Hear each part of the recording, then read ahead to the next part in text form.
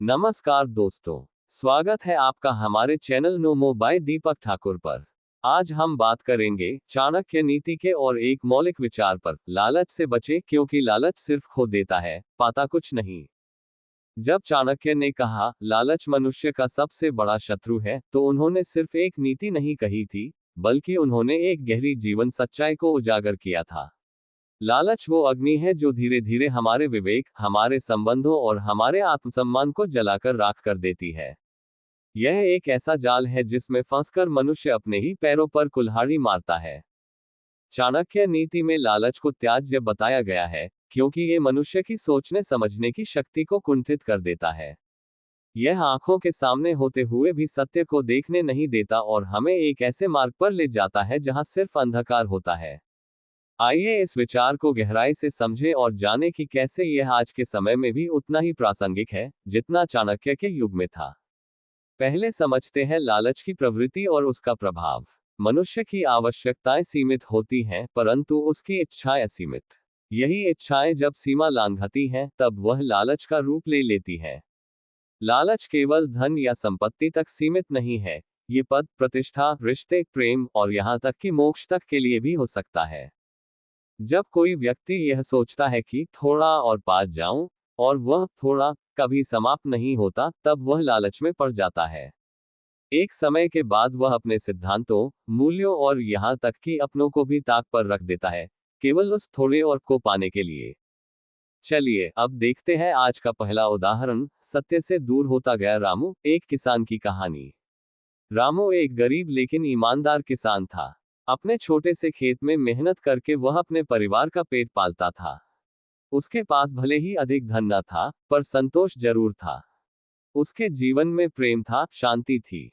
एक दिन गांव के पास एक नया जमींदार आया जिसने लोगों की जमीन खरीदनी शुरू की। वह रामू के खेत में रुचि लेने लगा क्योंकि उसके नीचे खनिज होने की संभावना थी। उसने रामू को दोगुने दाम की पेशकश की। पहले तो रामू ने मना कर दिया, पर जब उसे बताया गया कि अगर वह आज नहीं बेचेगा, तो कल उसकी जमीन जबरन छीन ली जाएगी, तो उसने डर और लालच में आकर सौदा कर लिया। पैसे हाथ में आते ही रामू की दुनिया बदल गई। उसने नया घर बनाया, शहर जाकर गाड़ी खरीदी, बच्चों को महंगे स्कूलों में डाल दिया। लेकिन कुछ ही समय में पैसा खत्म होने लगा। आदतें बदल चुकी थी, पर आमदनी नहीं थी। खेत अब उसका नहीं था। धीरे धीरे उसका परिवार कर्ज में डूबता गया, रिश्तों में दरारें आने लगी। एक दिन रामू बैठा सोच रहा था, मैं तो पहले खुश था, संतुष्ट था, अब सब कुछ होकर भी खाली हूं। उसकी आंखों से आंसू बहने लगे। उस दिन उसे चाणक्य की बात याद आई, जो मनुष्य लालच करता है, वह अपने ही हाथों से अपना नाश करता है। चलिए अब समझते हैं लालच क्यों नाश का कारण बनता है। 1. विवेक नष्ट हो जाता है। लालच में पड़कर व्यक्ति सही गलत का भेद भूल जाता है। वह अपने लाभ के लिए किसी को भी धोखा दे सकता है, जो अंततः उसके पतन का कारण बनता है। 2. रिश्ते टूट जाते हैं। जब व्यक्ति सिर्फ मैं और मुझे के बारे में सोचता है, तो उसके संबंधों में दरार आ जाती है। वह अपनों की भावनाओं को समझ नहीं पाता। 3. शांति का अंत हो जाता है। लालच कभी भी संतोष नहीं देता। ये हमेशा थोड़ा और की आग में जलाता है। मनुष्य कभी भी सच्चे अर्थों में शांत और सुखी नहीं हो सकता। 4. कानूनी व नैतिक पतन। कई बार लालच व्यक्ति को अपराध की ओर धकेलता है। रिश्वत, धोखाधड़ी, चोरी और भ्रष्टाचार का मूल कारण लालच ही होता है। चलिए अब देखते हैं आज का दूसरा उदाहरण, रवि का स्टार्टअप, आधुनिक युग का सबक। रवि एक होशियार युवा था, जिसने कॉलेज के बाद एक टेक स्टार्टअप शुरू किया।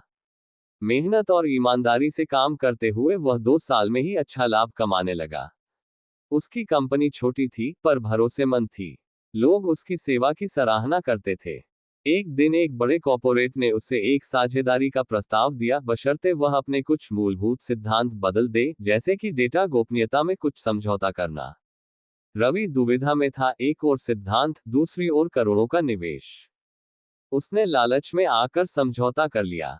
पहले कुछ महीने तो कंपनी चमकने लगी, मगर धीरे धीरे ग्राहक अनुभव करने लगे कि उनकी गोपनीयता से समझौता हो रहा है।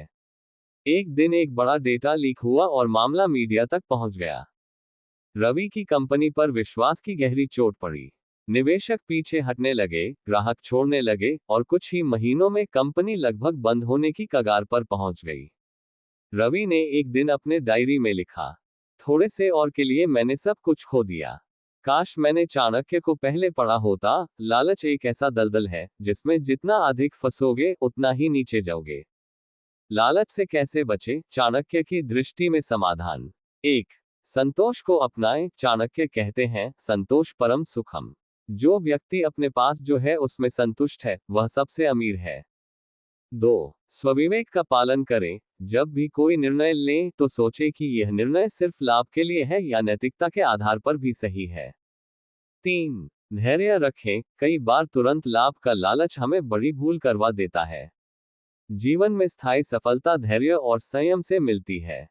4. सच्चे मार्गदर्शन को माने। किसी अनुभवी और नैतिक व्यक्ति की सलाह लें जब कोई प्रस्ताव अत्यधिक आकर्षक लगे। उनकी दृष्टि से आप खतरे को समय रहते देख सकेंगे। 5. अंत की कल्पना करें। कोई भी लालचपूर्ण निर्णय लेने से पहले एक पल सोचिए, इसका अंत क्या हो सकता है? क्या यह शांति देगा या पछतावा? अच्छा होने के बदले अगर कुछ बुरा होगा तो क्या बुरा हो सकता है, कैसे और उसका अंजाम क्या होगा, ये निर्णय लेने से पहले सोचना चाहिए। अब जानते हैं आज के इस विचार का निष्कर्ष।